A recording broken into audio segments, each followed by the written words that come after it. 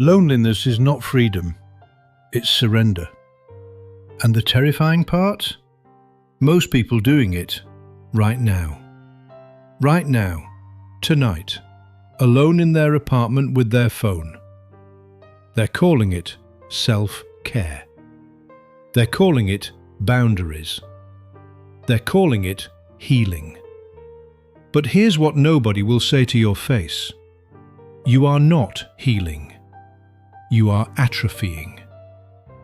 And the longer you stay in that comfortable, frictionless silence, the less capable you become of ever leaving it.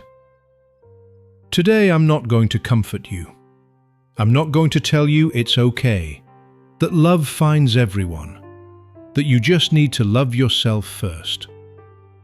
I'm going to show you exactly what is happening inside you, mechanically, psychologically, at the bone level. And if it makes you uncomfortable, good. That discomfort is the last signal your nervous system is sending you before it goes quiet for good. Think about the last difficult conversation you had with someone you couldn't walk away from. Can you remember one? Recently? Because an entire generation has now grown up in a communication environment specifically engineered to eliminate friction. You don't like what someone said? Edit, rephrase, delete before they see it. Or better, just block. Gone. Problem dissolved. Text culture didn't just change how we communicate, it rewired what we expect communication to feel like. Here's the anthropological truth. For 300,000 years, humans negotiated social reality in real time, face to face, with elevated heart rates, trembling voices, and the very real biological fear of rejection or expulsion from the group. That friction wasn't a bug. It was the training ground for emotional sophistication. The ability to sit across from someone who is angry at you and not flee, not counterattack, not dissociate, that is a skill, a muscle, developed only through repeated exposure to exactly that discomfort. Now, that muscle is untrained in an entire generation. And then a real partner arrives. A real partner who cannot be edited, who sends a message at the wrong time, who misreads your tone, who carries their own wounds into the room without asking permission, who is laggy, because humans are laggy. We process slowly, we react emotionally. We are not a clean interface. And the untrained brain looks at this and makes a completely logical conclusion.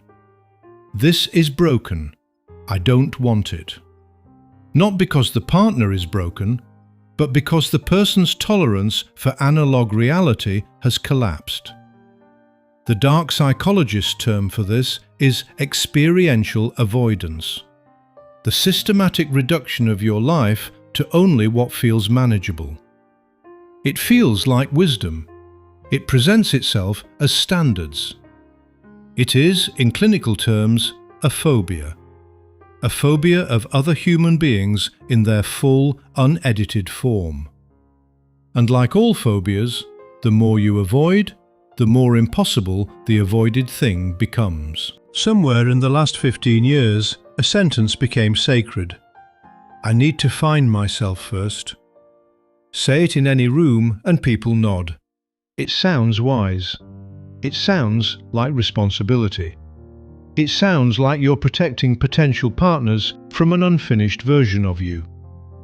But watch what actually happens to the people who live by it. They find themselves. And then they find a new layer to find. And then a new one. The self becomes an infinite excavation project. And every potential partner who appears gets measured against one question. Not, are they good? But, will they interfere with my project? This is what modern self-development culture did that nobody talks about. It didn't liberate people. It gave their avoidance a philosophy.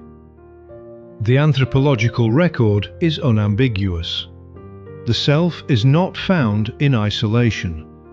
It is forged in friction with others. Identity has always been relational.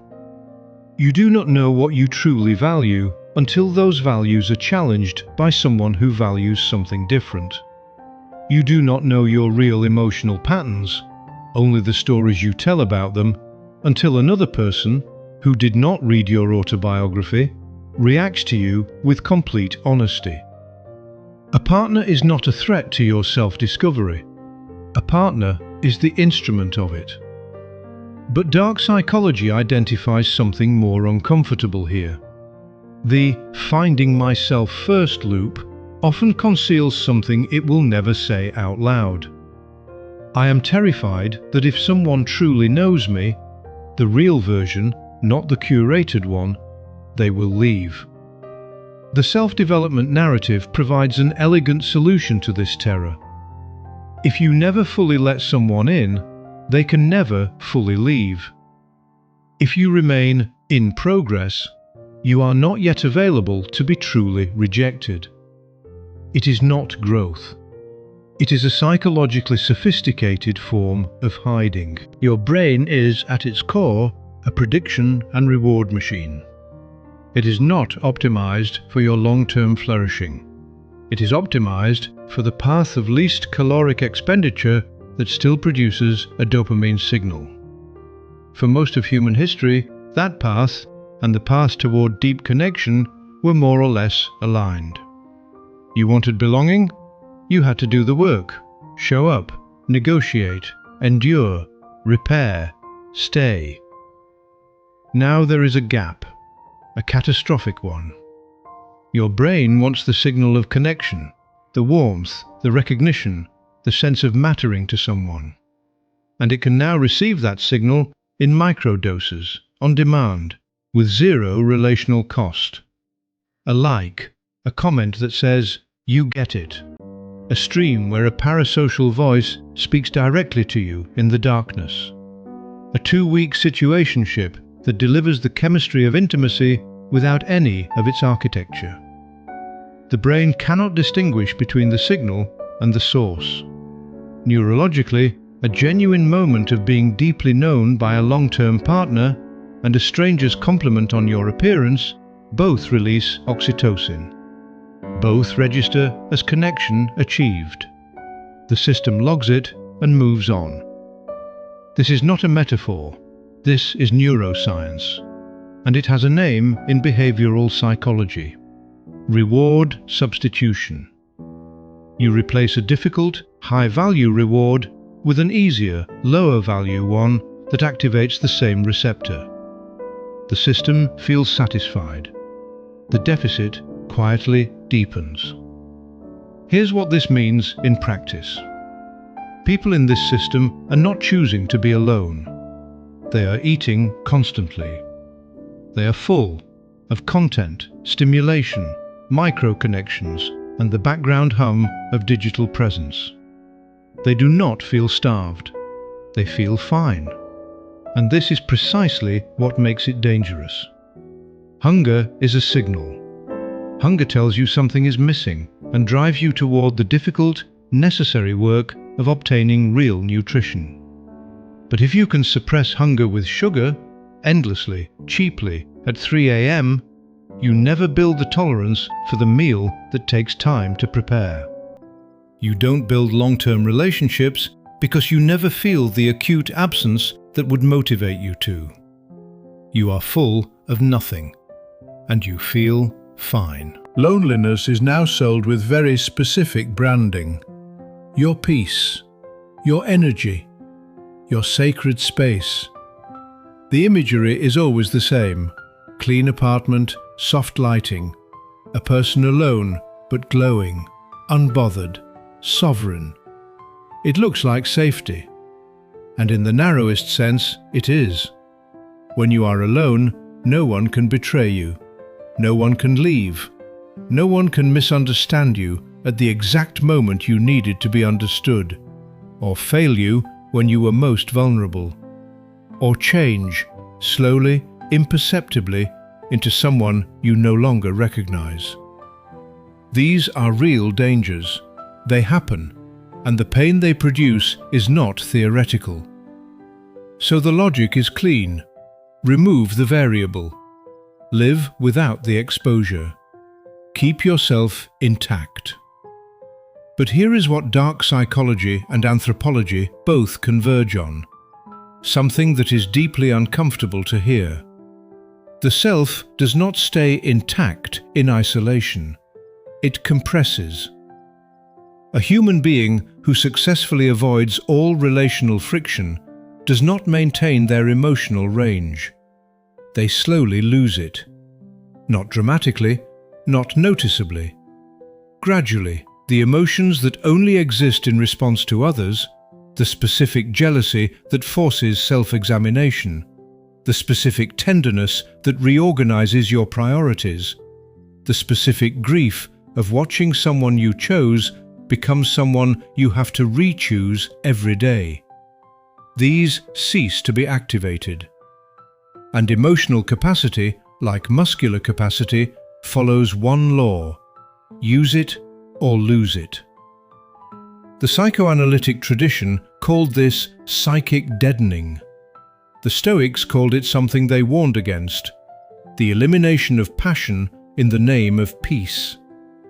Modern attachment research calls it deactivating strategy and identifies it not as health but as a defense mechanism deployed by people whose early attachment experiences taught them that closeness is a precursor to pain. You feel safe. You are actually in a slow, quiet contraction. The absence of pain is not the presence of growth.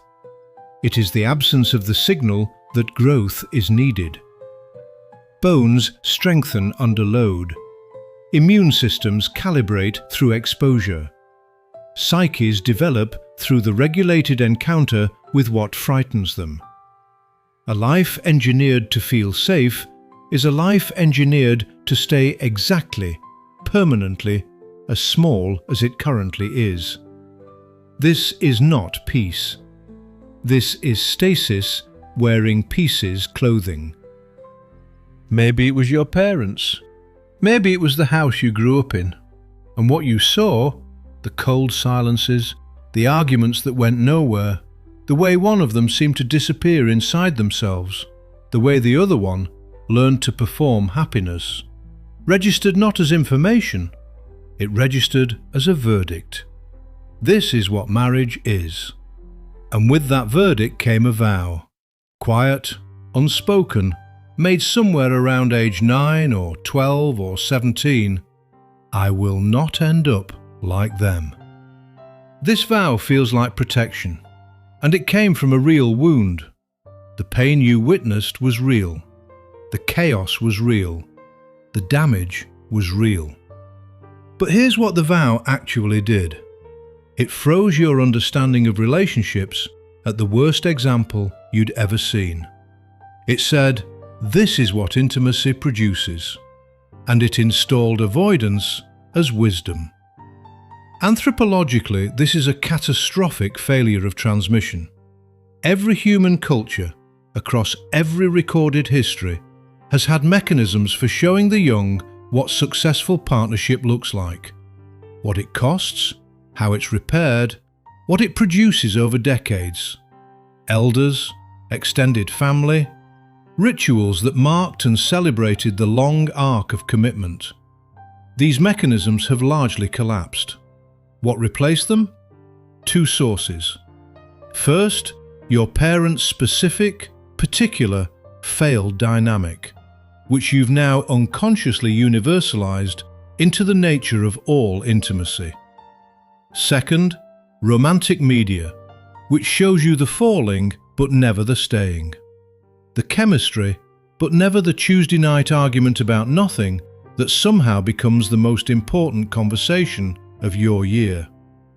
So you have a template for collapse, and a fantasy of perfection, and nothing in between. Nothing that shows you what it looks like when two people choose each other, badly and imperfectly and repeatedly across time. Nothing that shows you that the repair is the intimacy, that the difficulty is not the sign of the wrong person, it is the sign that something real is happening. The fear of ending up like them is completely understandable, but unconsciously it guarantees something worse. It doesn't protect you from their marriage, it protects you from any marriage. And in doing so, it hands their wound, which they could not heal, directly to the next generation, intact, unopened. Let me tell you what the data already shows at the edges, and then let me tell you what it projects. We are, right now, in the middle of a mass, uncontrolled experiment in human isolation. Not the isolation of hermits who chose contemplation, not the isolation of grief that passes, but a normalized, aestheticized, philosophically defended isolation, chosen by millions, simultaneously. We already know what happens to isolated humans in the short term: elevated cortisol, compromised immune function, disrupted sleep architecture, accelerated cognitive decline. The physiological data is unambiguous. The human body, in isolation, reads it as threat. But the long-term cultural consequence is what no study has yet captured. Because we are it. Here is what is coming. A generation that has spent its formative decades optimizing for frictionlessness will not suddenly develop the capacity for deep commitment at 38 or 45. The neural pathways that enable tolerance for relational complexity, for staying in the difficult conversation, for metabolizing betrayal and returning, for the particular courage of being known. These are developed young or with great difficulty later. They do not simply arrive when you decide you are ready.